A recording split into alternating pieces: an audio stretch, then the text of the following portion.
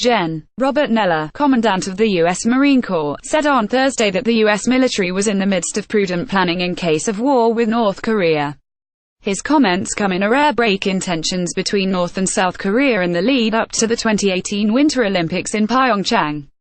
During an appearance before the Center for Strategic and International Studies CSIS, Neller said, "I think the biggest thing everybody's done is just get familiar with the geography, get familiar with the plans and do some logistical preparation. That's just prudent." The commandant did not pull any punches in his description of a Second Korean War. "It will be a very, very kinetic, physical, violent fight over some really, really tough ground, and everybody is going to have to be mentally prepared."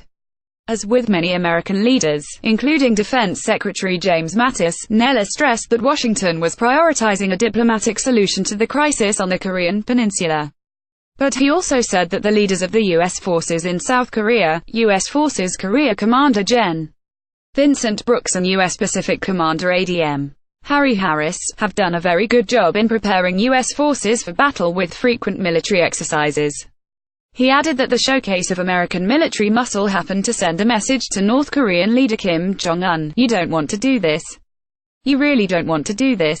North and South Korea in January engaged in unusual high-level talks about reunification and the joint procession of their athletic teams at the coming Olympic ceremonies. Neller also walked back controversial comments he made to Marines stationed in Norway, along NATO's eastern flank, where he told them to be ready for battle. "There's a war coming," Neller warned at the time. "A big-ass fight." He did not mention who the Marines would be fighting, although one can speculate he may have meant Russia, which shares a border with Norway. Neller's comments in Scandinavia were gently rebuked by U.S. President Donald Trump during a January 10 joint press conference with Norwegian Prime Minister Erna Solberg. "Well, maybe Neller knows something that I don't know," Trump said. "No, I think we will have peace through strength. Our military will be stronger than it ever was in a very short period of time.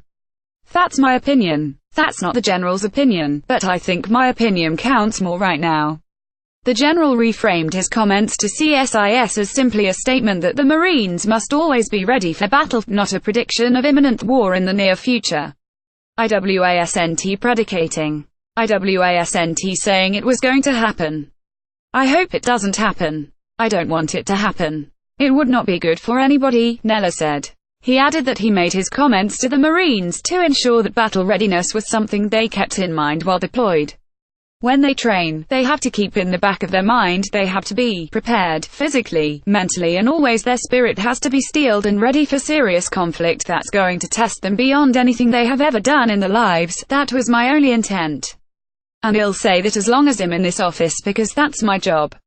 A 42-year veteran of the U.S. military, Neller was promoted to his current commandant position in 2015.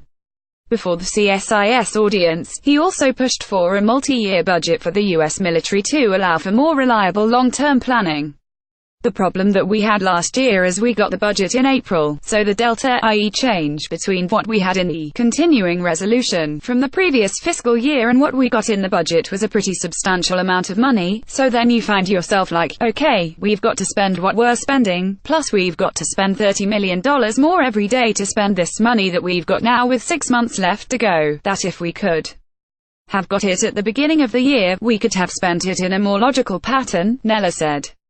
He also pointed to these budgetary constraints as factors in a series of aerial accidents that led to the deaths of 20 Marines in 2017, as Marine pilots were undertrained and under-equipped. He added that one of the core goals in 2018 was to increase flying hours per month to better season pilots and prevent additional accidents.